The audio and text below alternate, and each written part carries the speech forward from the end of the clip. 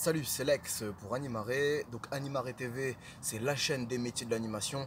Abonne-toi si tu veux rien louper. Ici, je lance une série de vidéos qui viendront compléter et développer la vidéo que j'ai déjà faite sur les 7 concepts d'Animare. Et donc dans cette série, je reprends les concepts un par vidéo. Et donc le premier concept que je vais développer ici dans cette vidéo, c'est le fait qu'animer vient du latin animare qui signifie donner vie, et que donner vie chez les humains, ça engendre deux choses, ça engendre un, émancipation, et deux, éducation. Mais juste avant de te parler de ça, ce que je voudrais faire, c'est te rappeler que sur Animare FB, donc la page Facebook d'Animare, Animare FB, il y a un petit sondage qui t'attend dans lequel tu peux m'aider à trouver des sujets à aborder sur les différents canaux de diffusion d'Animare. Et aussi, je te rappelle que la première ressource d'Animare est toujours en cours de préparation. Il est toujours prévu que ce soit de la ressource sur pas de matos, pas de prépa. Je t'en dis pas plus, mais je t'en reparlerai un petit peu plus tard. Donc, je vais te parler du premier concept d'Animare, concept qui est de moi. C'est à moins que je ne sois pas au courant et que je ne l'ai pas trouvé ailleurs, mais ce concept-là, je l'ai trouvé en rédigeant mes projets pédagogiques pour les séjours que j'ai encadrés. Et je me suis rendu compte de ça en fait, en lisant entre les lignes mon PP, je me suis rendu compte que j'avais développé un concept qui est le fait que animer vient du latin animare, donner vie, et donner vie chez les humains, ça engendre deux choses, c'est un, éduquer, et deux, faire tendre vers l'émancipation. Alors, quand je dis donner vie, dans l'animation, c'est très large. Donc c'est premièrement donner vie au séjour que l'on va encadrer, ensuite donner vie au groupe que l'on va accueillir, et ensuite donner vie à différents instants qu'on va pouvoir vivre avec le public. Donc c'est pas forcément que de l'activité, bien évidemment il y a l'activité, mais il y a aussi la vie quotidienne et la vie collective. Bon, déjà, si ces notions d'activité, vie quotidienne et vie collective, c'est pas super clair, tu peux aller voir la vidéo que j'ai faite à ce sujet. Et sinon, en fait, donner vie, ce n'est pas qu'une question d'activité, on peut retrouver ça dans ces différents volets qu'on le rencontre dans l'animation, aussi bien dans l'activité que dans la vie quotidienne, que dans la vie collective. Et donc, pour faire simple, en gros, donner vie, on va surtout parler d'ambiance et de souvenirs. Donc, c'est rentrer dans une dynamique de groupe, c'est faire en sorte qu'il y ait un climat de vacances, si tu es sur des séjours de vacances avec ou sans hébergement, ou alors du moins à minima une bonne ambiance si tu es en classe de découverte, ou sur un autre temps d'encadrement qui n'est pas celui des vacances, par exemple périscolaire, et faire en sorte que chacun, jeune comme adulte, puisse s'épanouir dans un cadre sain et équilibré. Donc en fait, c'est qu'est-ce que toi tu vas mettre en place pour que tes actions, pour que ton séjour, pour que ton groupe soit vivant et qu'on soit pas dans quelque chose où on attend que le temps défile, le temps s'écoule, ce qui est super long, et qu'on soit pas non plus dans un climat où on n'entend que les mouches voler, ou dans un climat où il y a une pression qui domine aussi bien au-dessus de la tête des jeunes que de la tête des adultes. Donc donner vie, c'est vraiment faire en sorte qu'on soit dans un climat agréable. Et donc ensuite, comme je te le disais, chez les humains, depuis la nuit des temps, quand les humains donnent la vie, il y a deux choses très importantes qu'ils font derrière, sinon ce sont juste de gros irresponsables. Volontaires ou involontaires, hein, je ne veux même pas rentrer dans ce débat-là tout de suite, mais n'empêche que c'est un fait. Donner la vie engendre des responsabilités chez les humains. La première de ces responsabilités, c'est éduquer. Qu'est-ce que ça veut dire éduquer? Éduquer signifie que la personne qui t'encadre, la personne qui t'accompagne, la personne qui t'anime, va te donner des règles, des conventions pour le groupe social dans lequel tu es. Donc, si ça se trouve, ça va être reprendre ton comportement qui est négatif. Si ça se trouve, ça va être valoriser ton comportement qui est positif. Comme si ça se trouve, ça va être mettre le doigt sur des choses dont tu n'avais pas encore conscience et qui vont avoir un intérêt dans les relations sociales. Donc, l'éducation, c'est intégrer des codes, des mœurs et des valeurs qui vont faire que tu vas t'intégrer dans le groupe dans lequel tu es. Donc les parents, c'est ce qu'ils font dans la structure familiale. Ils donnent une éducation, donc c'est-à-dire des valeurs, des codes et des mœurs pour évoluer non seulement au sein de cette structure familiale, mais aussi dans la société extérieure dans laquelle on vit. Et bien dans l'animation, c'est la même chose. Une fois qu'on va donner vie au groupe, ce qu'on va faire, c'est qu'on va lui donner des règles, des valeurs, des mœurs, des conventions à utiliser à minima au sein de ce groupe, voire peut-être même à l'extérieur, mais déjà au sein de ce groupe. Et donc, ça peut être, par exemple, ça peut être une reprise de comportement, qu'il soit positif ou négatif. Ça peut être du respect du rythme et des envies de chacun.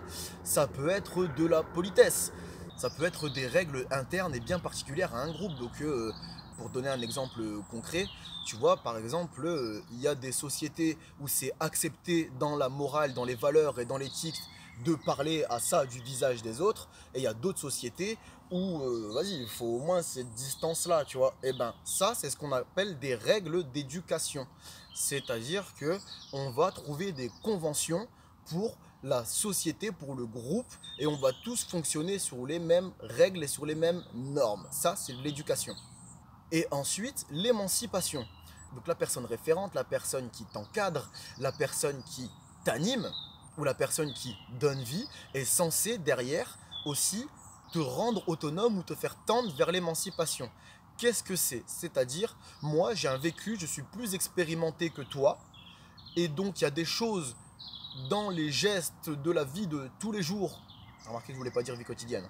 Il y a des gestes dans la vie de tous les jours ou des actions dans la vie de tous les jours que moi je sais faire et qui me permettent d'être autonome. Autonome, c'est je ne dépends plus des autres. Et ce que je vais faire, c'est que moi je vais t'aiguiller pour que toi aussi un jour tu puisses être autonome comme je le suis. Donc il y a plusieurs façons de faire. Il y a je fais à ta place et après tu reproduis. Il y a débrouille-toi et il y a je t'accompagne. Moi perso je suis plus pour le je t'accompagne. Je te montre l'exemple et ensuite je t'accompagne. Et une fois que tu sais faire, je te laisse faire et derrière je viens revoir. Je viens vérifier, je viens m'assurer que ça a été fait correctement. Et si c'est pas fait correctement, je te remontre à ce moment-là. Bon, ça c'est ma version. Mais donc, émanciper quelqu'un, c'est lui donner des façons, des moyens d'être autonome et de ne plus avoir besoin de toi. Donc dans l'animation, par exemple, ça peut se traduire par le fait que les jeunes, tu vas leur apprendre à faire leur lacet. Les jeunes, tu vas leur apprendre à prendre soin de leur hygiène, sur leur alimentation ou alors sur leurs besoins physiologiques directs, comme par exemple le sommeil ou le besoin de se reposer. Et bien tout ça, c'est de l'émancipation, c'est le fait de faire des tâches dont on ne sera plus dépendant d'une autre personne. Et encore une fois, ces deux points-là, éduquer comme émanciper, on ne les voit pas forcément que dans l'activité. On peut aussi les voir dans la vie quotidienne et dans la vie collective. Bon, pour faire simple, l'activité, bon, je pense que tu as compris ce que c'était. C'est les moments où on va poser des actions, des jeux, des chants, des activités manuelles, etc. avec les jeunes. Maintenant, la vie quotidienne, c'est tout ce qui va répondre à leurs besoins individuels et vitaux. Et la vie collective, c'est tout ce qui va répondre aux instances de décision que l'on va prendre tous ensemble. Donc ça peut être très bien du retour de ce qu'on a vécu comme de l'organisation de ce qu'on va faire à l'avenir. Quels que soient les décisionnaires, hein, que ce soit le public ou que ce soit les encadrants ou que ce soit les deux mélangés. Et bien dans ces trois volets, on va pouvoir donner vie, éduquer et émanciper au sein de ces trois volets. Alors peut-être qu'on fera pas les trois à travers une même action. Je différencie bien l'action de l'activité, hein. C'est pas la même chose. Une action, par exemple une reprise de comportement, peut être une action. Être à table avec les gamins peut être une action, ce qui ne sont pas des activités. D'accord? Mais ce que je veux dire, c'est qu'à travers chacune de nos actions, on va pouvoir retrouver ces trois points-là: donner vie, éduquer, émanciper, à partir du moment où on y réfléchit un peu, mais après on n'est pas obligé de mettre les trois derrière chacune de nos actions. Mais si on veut se prétendre travailler dans l'animation, donc je reprends, animer c'est donner vie plus éduquer plus émanciper. Si on veut donc se prétendre travailleur dans l'animation, il faut que dans chacune de nos actions, on pense à au moins un de ces trois points-là, soit donner vie, soit émanciper, soit éduquer. Si on peut faire les trois en même temps, c'est encore mieux. Mais bon, une chose à la fois. Si on n'est pas dans cette logique-là, ce n'est plus de l'animation, c'est soit de l'occupation, soit de la surveillance, soit, comme je te l'ai dit, de l'irresponsabilité. Alors, j'ai rien contre les occupateurs et les surveillants, hein, c'est juste que c'est pas de l'animation. Et pourquoi est-ce que je te dis tout ça? Parce que j'estime que dans l'animation, bon, je fais une parenthèse, hein, c'est tout ce que je viens de dire là juste avant, ça n'engage que moi, tu as le droit de pas être d'accord, hein. Mais j'estime que dans l'animation, on a tous un rôle éducatif.